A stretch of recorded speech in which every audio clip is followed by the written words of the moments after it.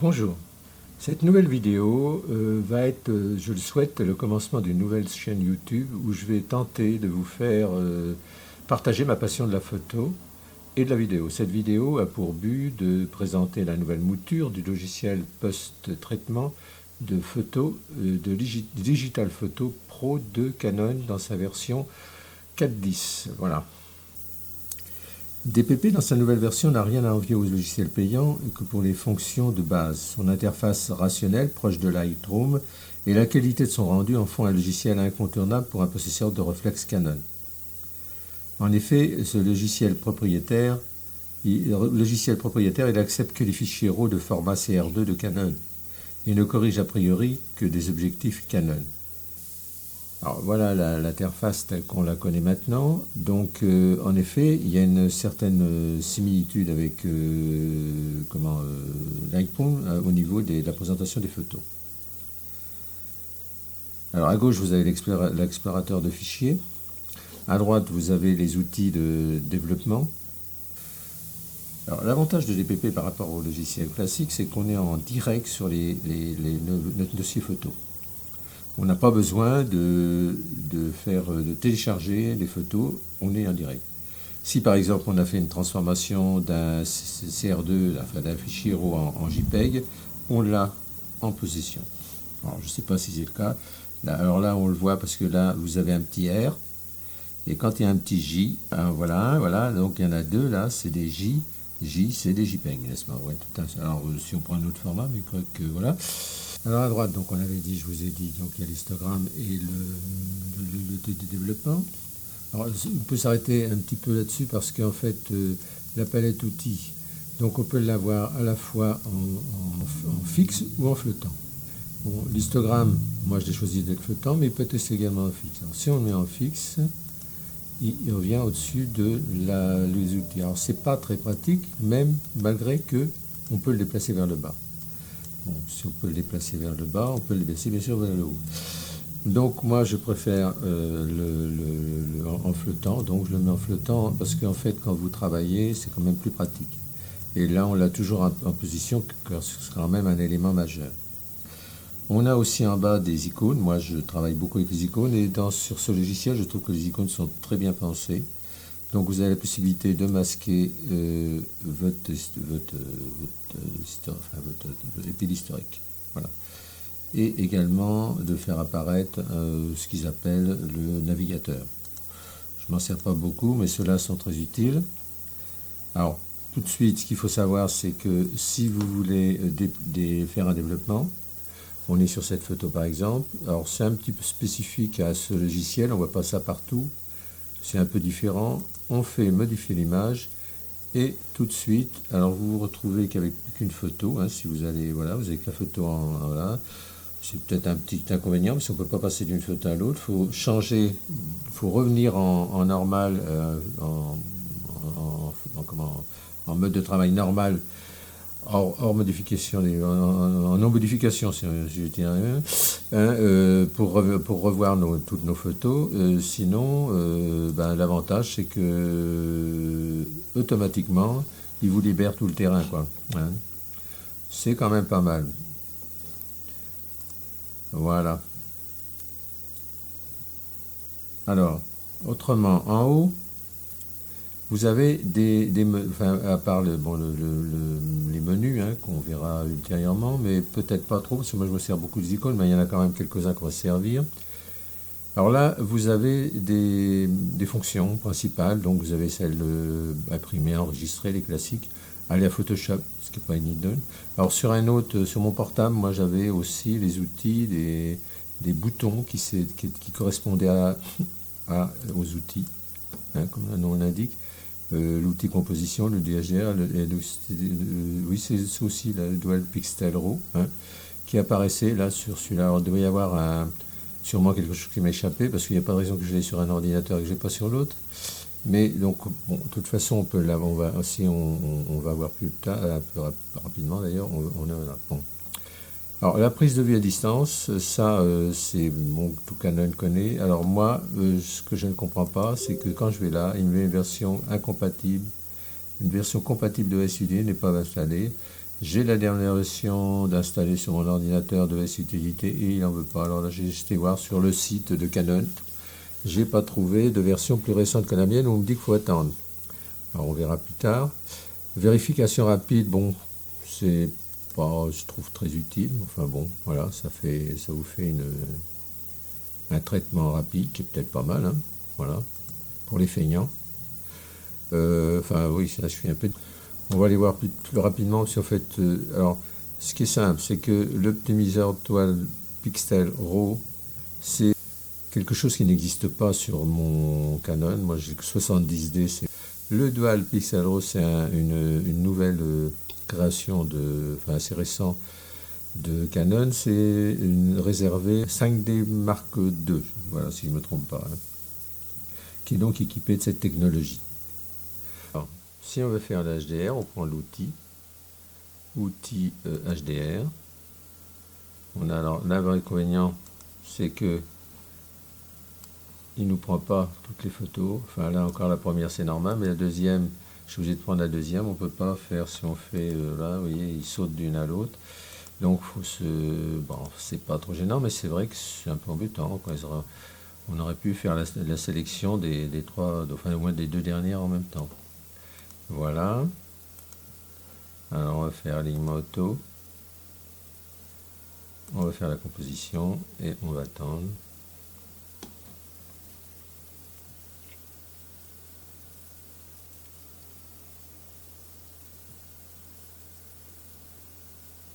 C'est un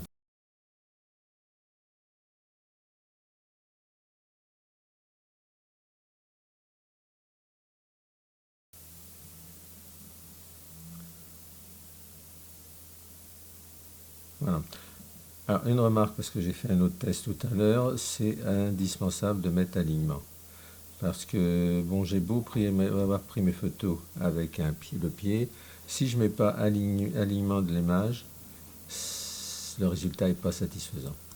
Donc, alors, en naturel, moi, je le trouve un peu clair, donc j'ai un peu foncé, moi. J'ai mis un petit peu de contraste, petite saturation, un petit peu, réduire encore un peu la lumière. Je trouve que c'est mieux. Alors autrement, voilà, vous avez naturel, standard.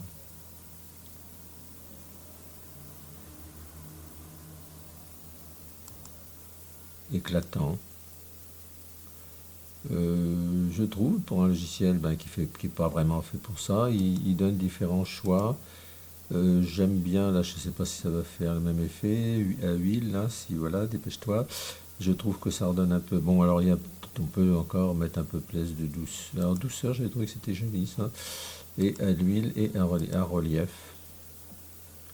Alors, bon, c'est sûr que c'est un petit peu moins bien, que ça donne moins de possibilités, disons, mais bon, ça c'est pas mal non plus, que dans un logiciel spécifique, mais bon, je trouve que c'est pas mal du tout. Donc on peut l'enregistrer, on va fermer, on va pas l'enregistrer, on va dire non, voilà. Et donc alors, par contre, maintenant, vous pouvez très bien, on a vu qu'on peut aller modifier l'image pour aller modifier notre image, voilà. Mais si on peut aussi, la modification peut se faire sans passer par là. Hein. Alors à ce moment-là, on se débarrasse manuellement de tout ce qui nous gêne. Et voilà. Voilà, ça revient au même, on a le grand, et là, on a toutes nos photos. Si on fait ça, on a toutes nos photos. C'est un choix, moi je trouve finalement que c'est pas mal, parce que quand on a que la photo, là c'est bien, mais en fait, on peut modifier ou pas. Hein. On va mettre un petit peu de... on va changer. Et puis on va mettre un petit peu de contraste.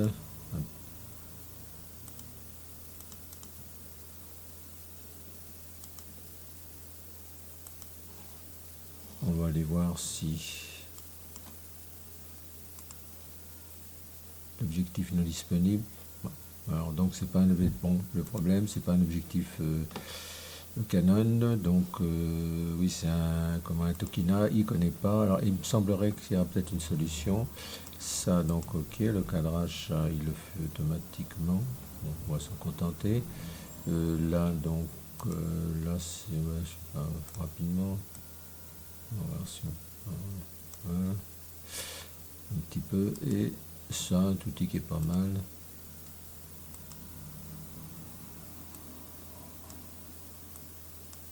Oui, alors c'est vraiment à la course, hein. Voilà, donc vous voyez que quand on a changé, il y a un petit pinceau qui se met là. On sait que la truc est mesurée. Et à ce moment-là, si vous cliquez dessus, vous avez info et il vous explique, alors il vous explique l'origine, c'est pas là, c'est sur celui-là, cette info-là. Donc on va fermer celui-ci et celui-là qui vous met les réglages que vous avez fait. Donc il vous met 1, 11, 16. Oui, c'est ça, c'est Motokina. Alors, voilà, aberration, distorsion. Ben, là, recadrage, non, alors que je l'ai fait. Voilà, bon, ben, c'est-à-dire que j'ai pas trop touché, hein, donc c'est normal, j'ai pas fait grand-chose, c'est vrai. Voilà, et ben, donc c'est bien un fichier RAW, toujours, et qui a été modifié. Alors, l'avantage, le réglage, c'est que vous pouvez revenir. Alors l'avantage de RAW, enfin tout le monde le sait, n'est-ce pas, c'est que alors vous pouvez enlever les derniers paramètres enregistrés. Dans le cas présent, comme c'était pas modifié, ça revient au même.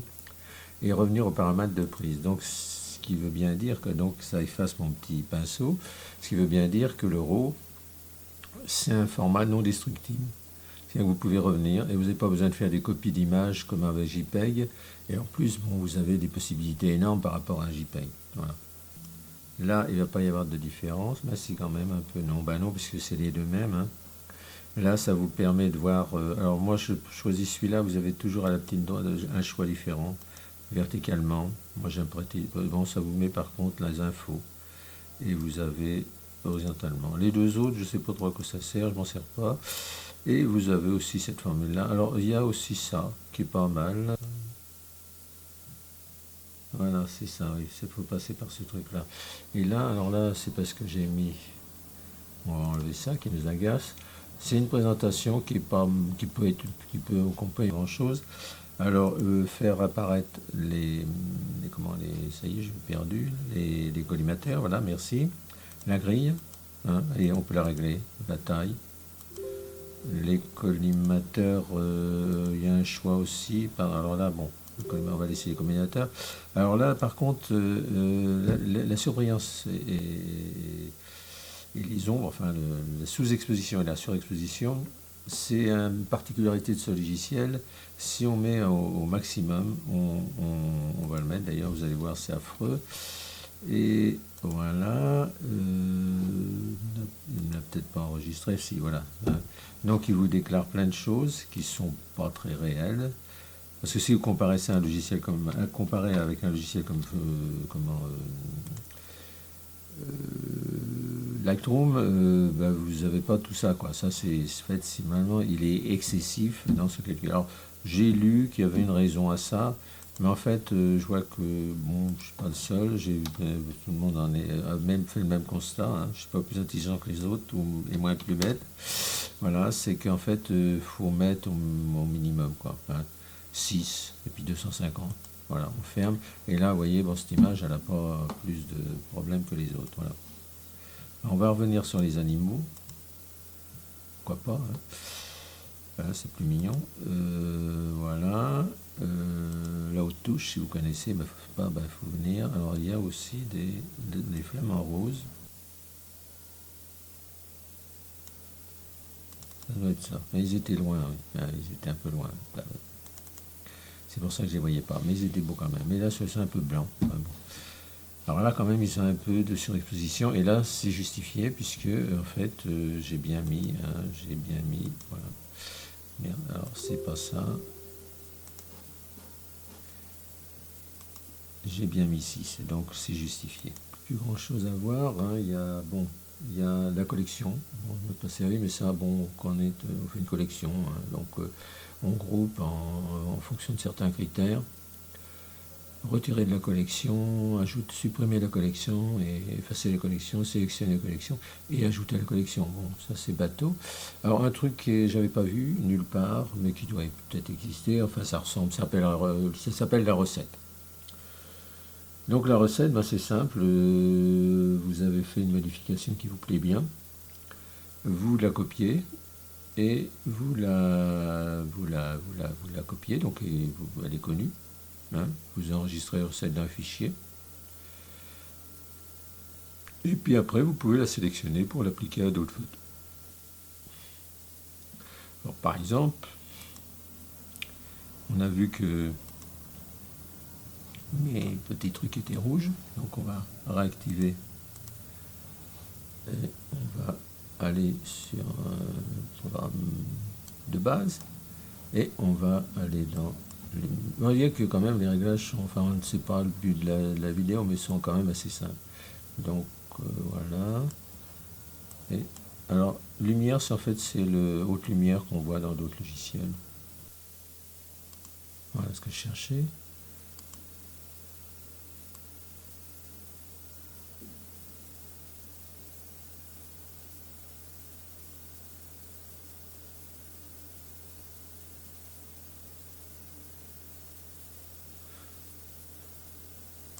Cet outil est assez formidable d'ailleurs.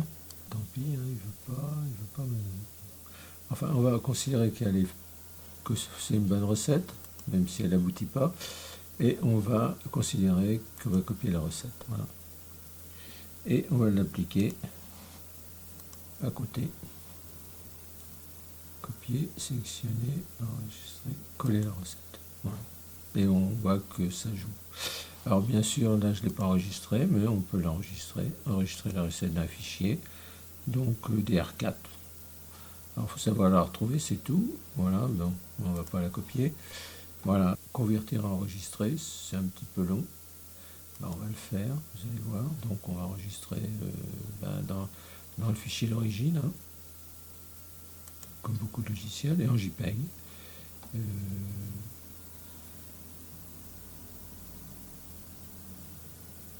Alors, contrairement à...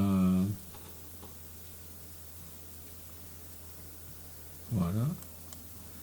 Alors, par contre, ce que j'ai... Parce que logiquement, il ne nous donne pas de choix. Ah oui, voilà, c'est que... Oui, c'est là que j'ai pas regardé. C'est que là, vous avez les choix quand même. Hein. Là, on a maximum. On a 350 dpp. On peut le redimensionner. Hein. Et on peut, si on redimensionne, on doit avoir l'unité, si on veut le mettre en poussant un pixel, voilà. Et le profil CC. Voilà. Alors, on doit pouvoir autre chose. Non, tout inclure tous les une. Voilà, alors c'est bien sûr plus simple que sur un logiciel comme Lightroom, mais enfin bon, c'est suffisant. Alors il faut quand même y penser, parce que 350, on n'a peut-être pas besoin de ça. Et des fois, c'est vrai que c'est quand même pas mal. Quand on nous demande des photos, 39 cm. Surtout que le problème du RAW, c'est que c'est quand même un fichier lourd. Donc même transformé en JPEG, ça reste un fichier lourd. Voilà. Ok. Et bien écoutez, maintenant j'ai plus qu'à vous dire au revoir et puis on fera un développement, on fera autre chose parce que vous avez des outils, je ne les ai pas vus